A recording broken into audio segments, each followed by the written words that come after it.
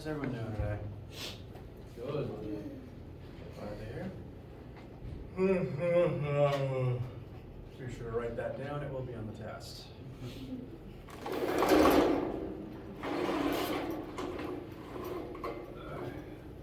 All right. Anyone that need anything or have any questions about anything before we get started? Not even any silly ones?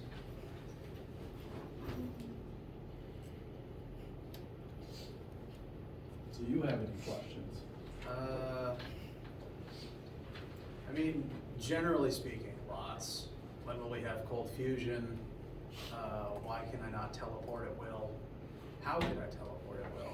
Mechanically, what would that look like? How do I take into account the air that's in the space I'm coming to versus the air that will fill the space that I left? These are questions that need answered.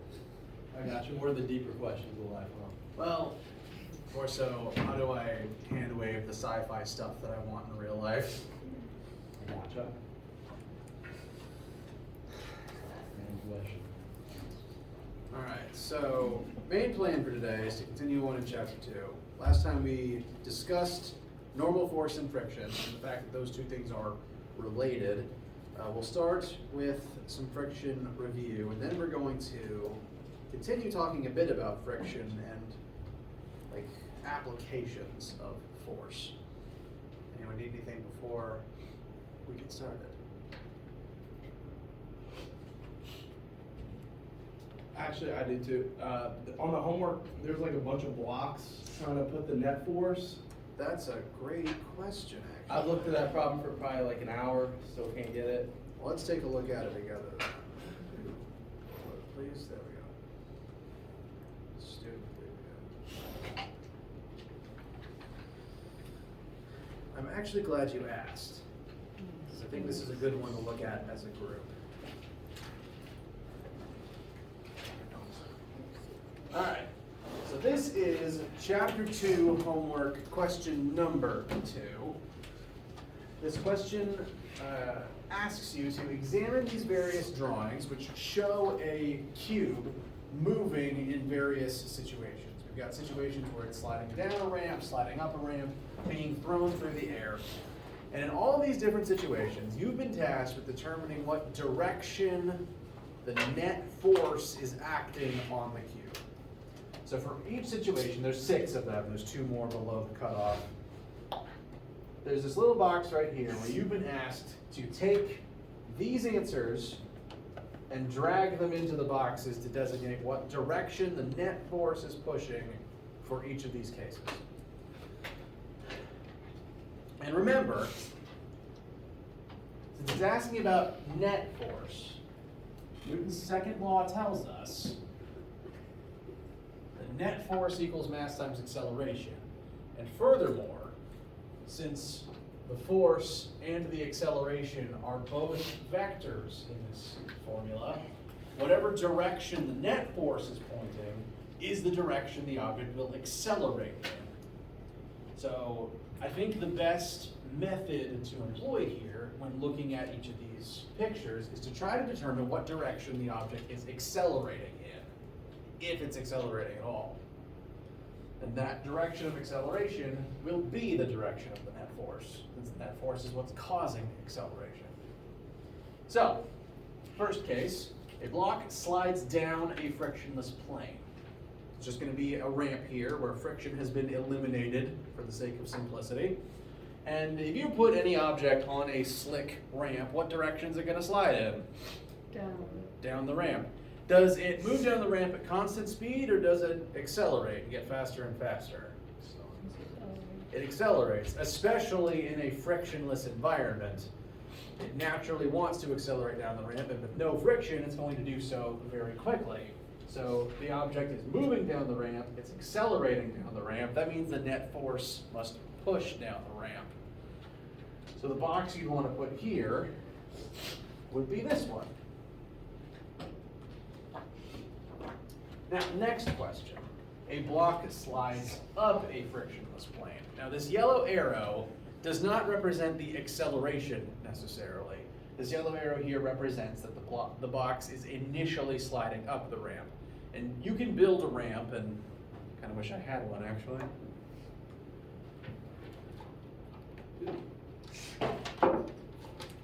Improv. You can build a ramp and you can physically push something up it and it will initially move up the ramp. And that's the initial situation it's describing here. You have a box at the bottom and you just shove it. And initially, it will slide up the ramp, and that's what that yellow arrow represents. Initially, it does slide in this direction. But is it accelerating in this direction? No. Much like how you can throw an object upwards and it will rise until its acceleration changes its direction, same thing happens here. Your initial velocity can be up the ramp, but the entire time it's still accelerating down the ramp. So its velocity gets slower and slower until it turns around, and then the motion's identical to the first case. So the net force and the net acceleration are actually the same between these two cases. It's just a matter of what direction is the initial velocity pointing. But the force and the acceleration is the same. So this one would have the same answer in terms of the direction of net force, because the same force is pulling both blocks down the ramp. How's that feel so far? Better. Better? All right. Now, I think the third one is where things start getting a little weird, if you're not as experienced with it as I am. The next case, it's still a ramp. I've scrolled down to look at the third one in terms of column order. A block slides down an incline, slowing down due to friction. So this is not exactly the case where you have a ramp and you let something roll down it and it gets faster and faster the whole time. This is more the case of something is sliding to a stop and it's going to hold in place on the ramp. So its initial velocity is down the ramp, but it's getting slower. So what direction is its acceleration going to be? Up the ramp, exactly. Because if it's moving this way but slowing down, its acceleration would point in the opposite direction. And notice it says it's slowing due to friction. Friction always opposes motion. That's its entire shtick. Whatever direction you're moving in, friction points in the opposite. So there's literally a force of friction pointing this way. The ramp is generating friction along its surface to stop the block and to slow it down. So since it's slowing down, accelerating this way, and we know there's a force of friction this way, this is, of the three ramp questions, the only one with a different answer. Here the net force points this way, because there's friction up the ramp, slowing it down. How does the contrast between the three ramp parts here feel? All right. Can Yes. you go over the one, the block slides up a frictionless plane? Which one would that mean? In this case, the force would still point down the ramp, because technically, in terms of force and acceleration, this is identical to the first one. If I start the object here and it slides, it's going to accelerate because the net force points this way. If I start at the bottom and throw it upwards, it's still accelerating down because it slows and then turns around. And then its motion is identical to if I just dropped it. Because it's having to fight up. Say again? Because I get you what you were saying, is like you slide it up and it starts coming back down. Correct. Because of acceleration. Exactly. Even if the initial velocity points this way, the acceleration points this way, which is why it slows down and then turns around.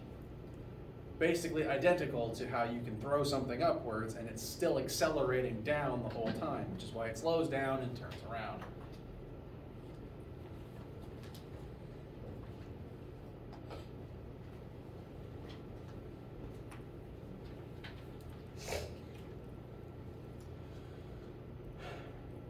Now, I'm going to lump these two in with each other because they also technically have the same answer. Because these two objects are both projectiles. Note, The object is in midair shortly after being thrown or at the peak of its thrown trajectory. Now, the two different cases here show the object moving at different points in its trajectory. We have the initial launch and then at the peak. But they are still projectiles for all points of their journey for each of these cases. And by definition of being a projectile, what direction is the net force pointing? Down. Down, exactly. If you're a projectile, if you've been thrown, gravity is the only force causing you to accelerate. So even if you are moving up and sideways, these things are accelerating down the entire time because the net force caused by gravity is pointing down, which is why they fall down. So both of these have an answer of straight down.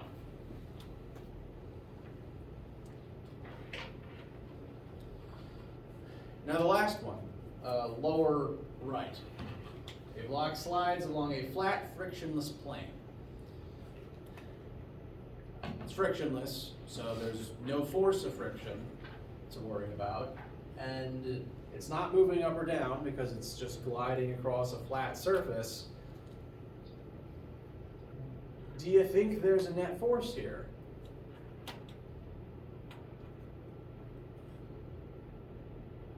No. No, there, as far as we can tell, there technically shouldn't be. Because this, we can assume, due to Newton's first law, if you just kick this object across the floor, and it is truly frictionless and the floor is truly flat, all the net forces will add up to zero and it'll just keep gliding across the floor forever. Like, again, chucking an object into the void of space. Net force equals zero, no acceleration, you keep doing what you're doing forever. So until this hits something, it's just gonna keep moving, it's not accelerating, therefore net force is zero. Now there are forces on it, because it still has weight, and the floor is still pushing up on it. But the net force is zero, because they're adding up to zero and canceling out, which is why it's not accelerating up or down. And the yellow arrow just represents velocity in each of these cases. So it's not accelerating to the right, it's just moving to the right at constant speed. And if you can create a frictionless environment, you too can glide forever without outside help. If you ever actually figure that out, let me know, you will win a Nobel Prize.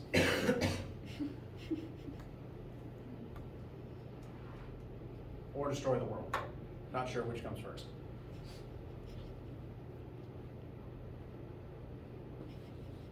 So how does this one feel overall? Better.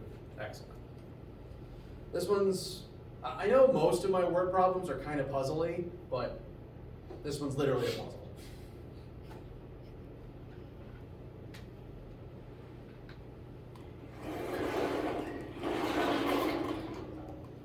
All right, any other questions or concerns? I was just gonna say, did I miss anything else before this? No. Oh, okay. I rambled about teleportation for a second and then started looking into this. What about it? Like,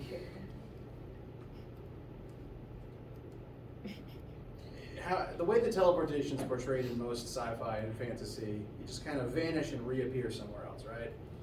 Trouble is, the place you appear isn't empty space, because there's air there.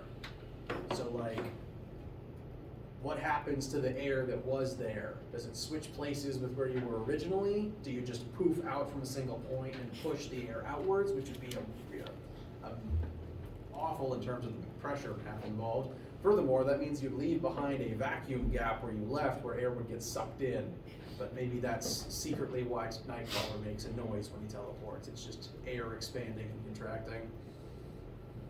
Yes? Wasn't there a novel about a dude who could teleport where he had to actually calculate, like if he was teleporting from car to car, he had to calculate the speed both cars were going? It was like Jumper or something like that. Probably, you know what, I don't know the exact work, but one, that's cool. Because yes, if there's a momentum difference from your frame of reference, that would matter. Because like if you were standing on the ground and you want to teleport onto a moving train, there's a momentum difference there. So you appear on the train, but the train is now moving under you, and then you fall on your butt. Yeah, I haven't heard about that specifically, but that is another question to have to keep in mind. And if some author has explored that, I'd be interested. I know there's a movie called Looper. That was the one with Joseph Gordon-Levitt, though, wasn't it? And it was time travel. Oh, I thought, was there another one called Jumper? I think so. It was something like Jumper. I was like 10 at the time, and I didn't watch any of these because I was 10. Not that I wasn't interested in sci-fi, it's just there was shootouts involved, and it was the early 2000s. Which one do you think would come first, teleportation or a time machine? I think you kind of need teleportation to have a time machine. Okay. Due to how space-time works, the two are intrinsically connected. Makes sense. Also, it's easier through wormholes. I think the first thing is wormholes, honestly, because that solves the problem of the air vacuum thing I was mentioning earlier. Yeah. Still takes way too much energy, though. Okay, I do need to talk about something new today, frustratingly. I do welcome these questions, literally anytime, though, please. It's my favorite part of the job. All right. So, last time, we talked about friction. I'm going to put the formula we discussed for it back up on the board.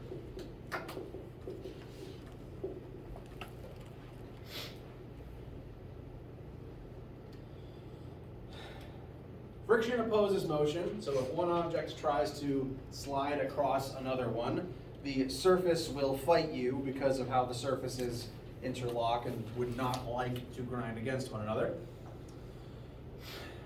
You calculate the force of friction by multiplying the normal force between the two objects by the coefficient of friction. That's this Greek letter mu right here. The normal force represents how firmly two objects are being pressed into each other, whereas mu represents what the objects are made of and how slick or rough they happen to be. The higher the mu, the rougher the objects, the more friction they generate. So, as real quick practice, to make sure everything from Wednesday still makes sense to you, there are two cases currently outlined on the board. We have a 1 kilogram object sitting on a surface where they interact with a coefficient of friction of 0.5. And then separately, there's a 3 kilogram object with a coefficient of friction of 0.3. So a different object is sitting on a different surface. I'd like you to tell me which one of these two cases has more friction, like a higher force of friction. Second one? Why? You're right, I want to know why.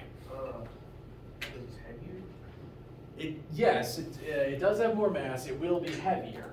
And note that here in the formula, normal force and mu are both kind of given equal billing. They're just multiplied into each other.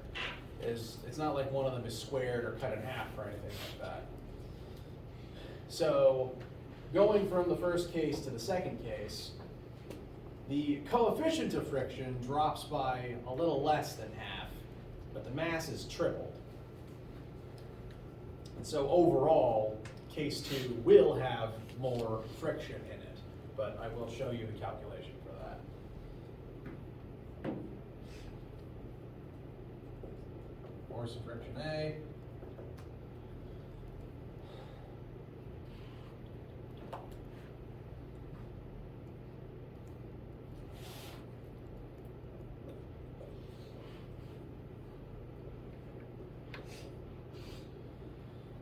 As a reminder, normal force does tend to be equal and opposite to the force of gravity, as long as you're sitting on a flat level surface.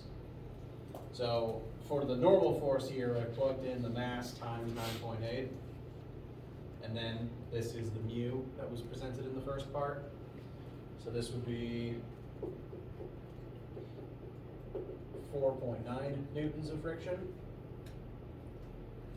In the second case,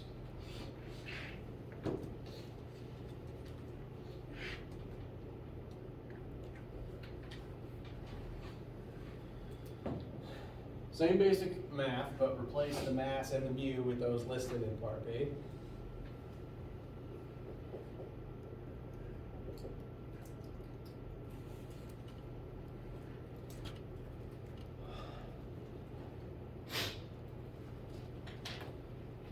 Trouble, that's not exactly a third. Someone is doing this thing.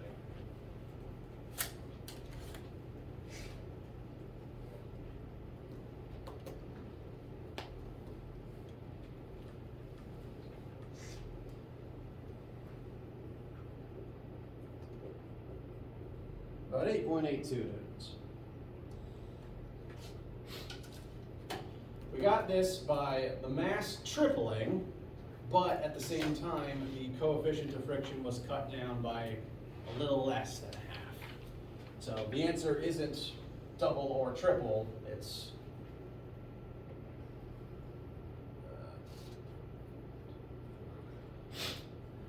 a different fraction. Something bad at mental math today. It's Friday and I need a break. Yes. So we always have to add the 9.8 because of gravity. Correct. Normal force will not be equal to mass. Normal force is the force that will keep something on a surface. So if I was to, as accurately as possible, draw a diagram for these two things sitting on a surface. Gravity pulls down, normal force from the table pushes up. And if the object is sitting still, that force equals 0. Force of gravity plus normal force equals 0. Normal force equals the opposite of gravity. So for each of these, for their normal force, I plugged in the magnitude of their weights. And that does mean you have to multiply the mass by 9.8 to get the most accurate answer. And in that case, it's not negative just because you're going on the x-axis? Yes, well, it's not negative for two reasons. The first being, over here, normal force would technically need to be the opposite of gravity. And so this negative, if gravity's already a negative because it points down, negative of a negative makes normal force positive. So, hence why I did not include any negatives over here. But furthermore, this is a weird formula that bridges the x and y axes, because normally when oriented like this, normal force would be in the y, and friction, if you're trying to slide side to side, would be in the x. So this formula already breaks a key rule. And for that reason, it doesn't really, the formula itself doesn't really care what directions are positive or negative within either of the axes, because this is weird right angle math. And I could describe that in more scientific terms, but okay, if you're familiar with higher level math, this would be a cross product. That's basically where two axes are multiplied together to get an answer in a different axis, as opposed to two numbers in the same axis multiplying to get an answer in the same axis. But because we're bridging the axis, the formula doesn't really care about positive or negative in either case, because frictions go into opposed motion, whether that's positive or negative. And for that reason, I tend to put these absolute value brackets on my formula, because the formula itself doesn't really inform what direction the friction points, and it technically doesn't even care what direction normal force is in, because you can have cases where normal force does not point up. For example, if I lean into this board, I push into board, board pushes on me, that force from the board is still a normal force, it's just not from a flat surface, it's now from a vertical one, so it's pointing out horizontally. That's not vertical. So, axes and direction is malleable for any of the individual numbers, and because there's infinitely many cases, the formula doesn't really care. Formula is just a ratio to compare the number of these three things to each other. And it's kind of up to you, the user, to determine context and direction from that.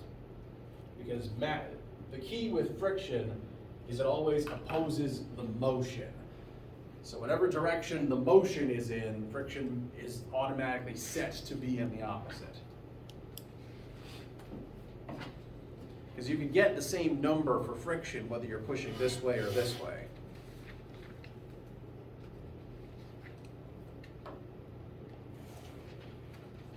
Does that sound okay so far?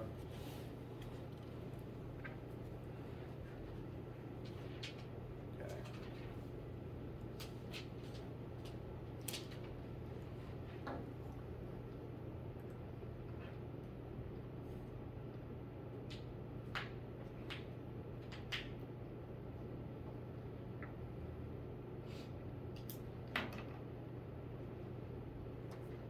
How's this example feel? Does anyone have any questions for right now?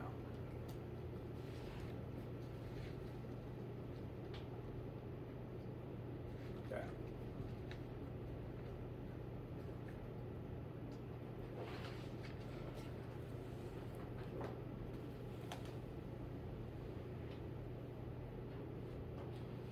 Check the clock.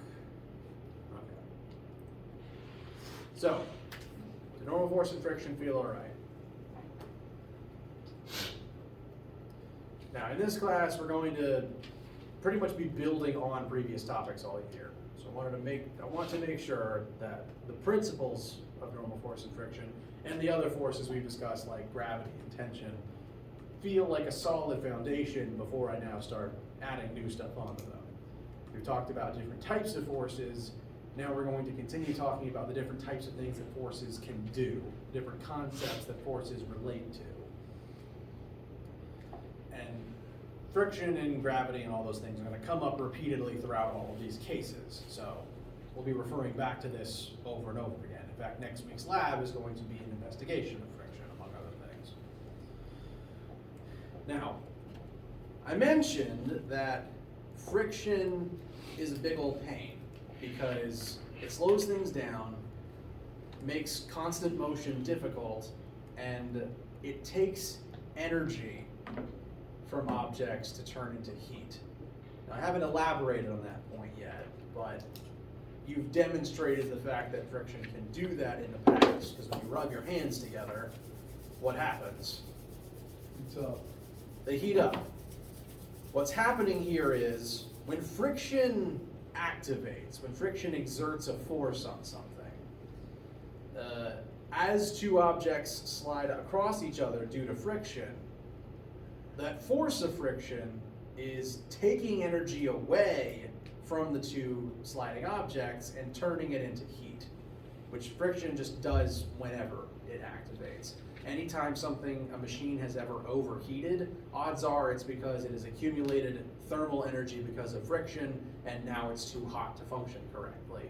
It's why your car needs a coolant system, because there's constant explosions and friction going on inside of it, and if you don't cool the parts off, they will melt into each other, and then you have a brick. Now, the way that we describe how forces interact with energy is through a concept known as work. I'm going to define work before I try to even define energy. Anytime that you exert a force on something to move it, so just picking an object up, the act of exerting that force and moving the object in physics is referred to as doing work, because your force is accomplishing something. And we use work as a way to calculate how much effort you've successfully accomplished. If you push on an object and it moves in the same direction that your force is, you have accomplished something, and you have done, in physics terms, work. It's possible to exert a force and for nothing to happen. We've already discussed how net force can add up to zero, in which case objects just don't move, or they don't accelerate, rather. So these forces aren't really accomplishing anything. Similarly, I can expend a bunch of effort pointlessly pushing into a brick wall all day. I'm definitely exerting force and I'm tiring myself out, but am I going to accomplish anything? No, I am not strong enough to topple this wall. Sad for me. So because those different forces in those different situations can accomplish more or less than each other, depending on if they actually make an object move, physicists use the notion of work as a way to calculate how effective a force currently is, whether or not it is actually accomplishing anything or whether it is being counteracted and just contributing to a net force of 0. Now, the way that we calculate work is with this, our newest formula. I believe this is formula 7 on your sheet. Work can be thought of as the use and transfer of energy or effort. Because whenever you, with your human muscle arms, push on something, you use up effort and you use up energy in order to do it, right? There's only so much lifting and walking that a human can do in a certain day before you need food and a nap. That all takes energy, that all takes effort. And this formula helps us to calculate how much energy that a certain force takes, how much energy a certain action takes. Now, the W here is a new variable, and as usual, I will run through what it means, what it's measured in, and how we calculate it. So that W represents this new concept called work. Work can be thought of as the use or exchange of energy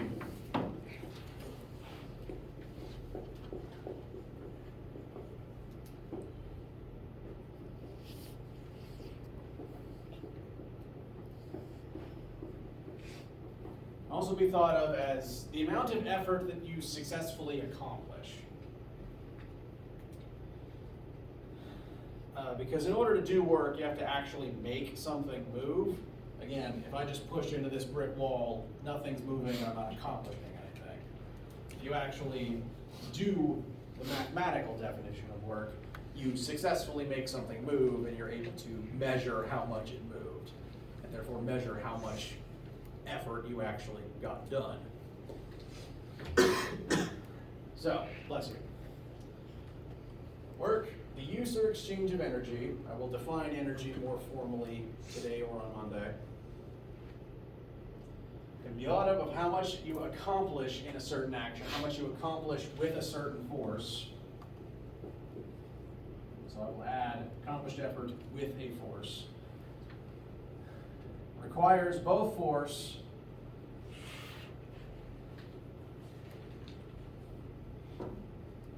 and motion in the same axis.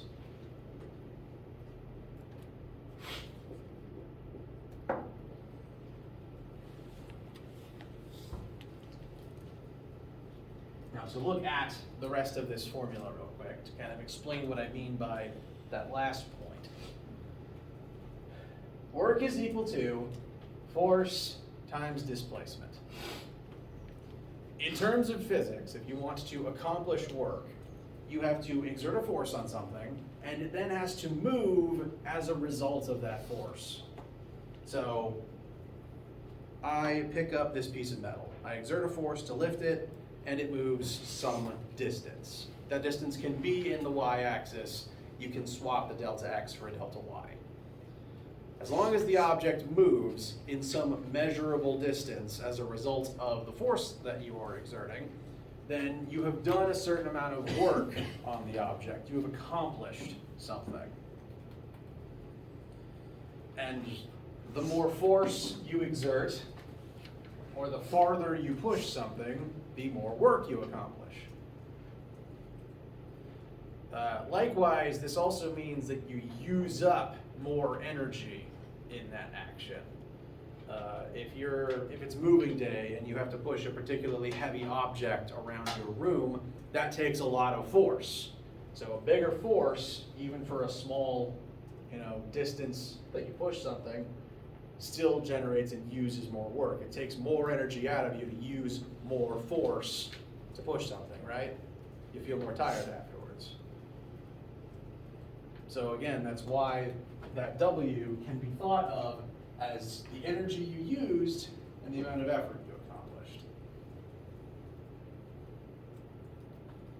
Sound okay so far? Okay. Now a couple other pieces about that W, about work. Its variable in our formulas will be capital W, as seen on the board. Work equals force times displacement.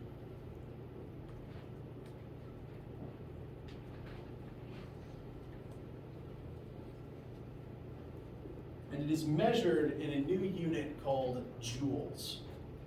It's named after a French physicist. Joules is the metric unit for energy.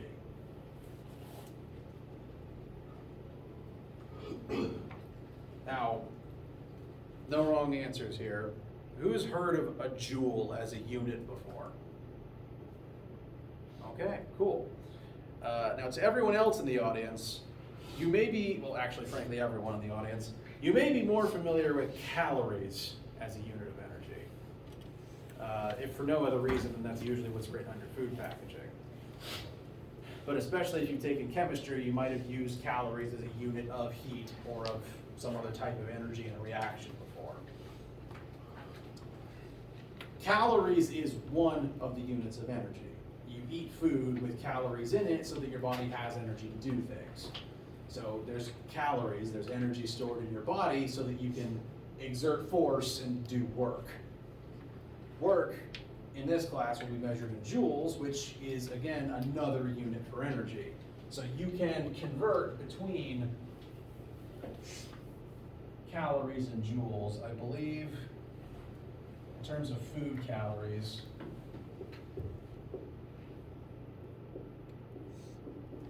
one food calorie is about 4,000 joules. So one Nutrigrain bar and you can accomplish a lot of joules of work in a day.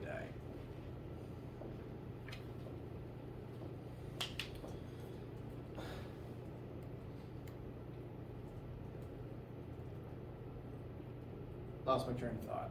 It's Friday. Questions so far?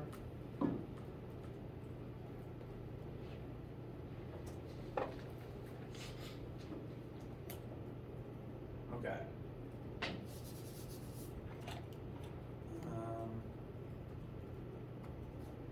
Quick sample question. As I said, let's compare this to moving day. We're going to push a heavy box across the floor. The box sorry. Exert force. Yeah, no. Okay. Picture.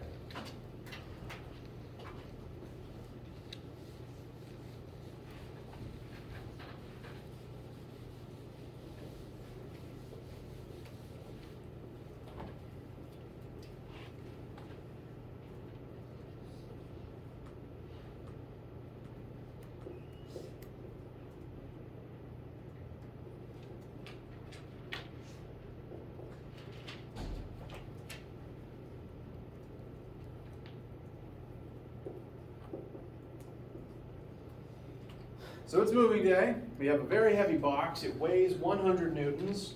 That is its weight, not its mass. We've already calculated weight. And we are going to push it across the floor with a force of 50 newtons. Now, that 50 Newton force successfully pushes the box 10 meters. We're exerting this force and pushing the box sideways for a total of 10 meters, which is pretty good. That's about 33 feet. So they'll probably get it out of your room and into your vehicle. Or vice versa. How much work do you, as the box pusher, accomplish in this case? What is the work that you perform with this 50 Newton force and this 10 meter delta X?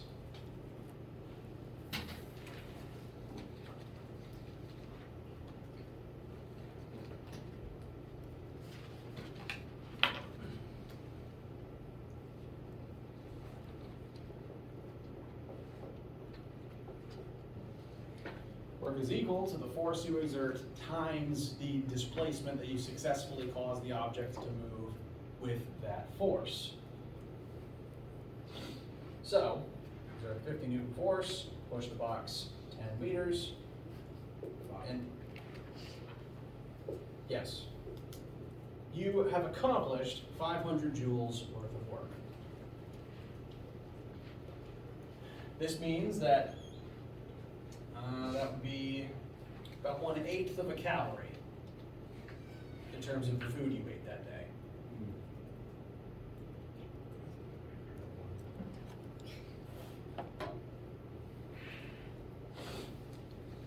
So, congratulations, you accomplished something. And in terms of physics, you do work every time you exert a force and make something move. So if you know, a parent or guardian ever asks you, did you do your work today? You can do this and say yes. Force and distance, that's all it is. Even just moving a pencil around is technically work as far as physics is concerned. Now, this is what you accomplished. Great job. How much work does gravity accomplish? Because the box weighs 100 newtons, so gravity is exerting a force as the box moves. Does gravity accomplish anything? It doesn't, for a specific caveat. I didn't address this on the other slide, but there's this little parallel symbol here in the formula, which means that for the formula to work right, the force and the displacement need to be in the same axis. Gravity points down, and displacement here is in the x. Those are perpendicular, meaning that the math doesn't work. You cannot multiply the 100 by the 10 here. What this means is that gravity is not accomplishing anything in this case. Gravity is not actually contributing anything to this process. It's technically not even directly interfering. So, to do work, the force and the movement have to be perpendicular to each other. So if you're pushing side to side, gravity can't do work. But you know what can?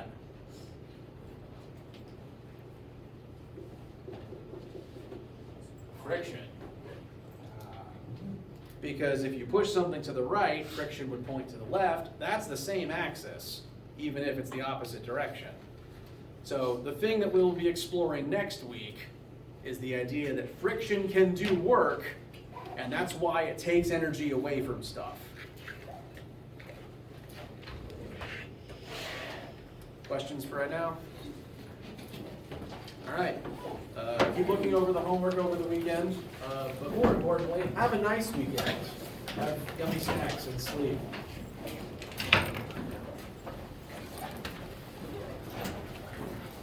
You know,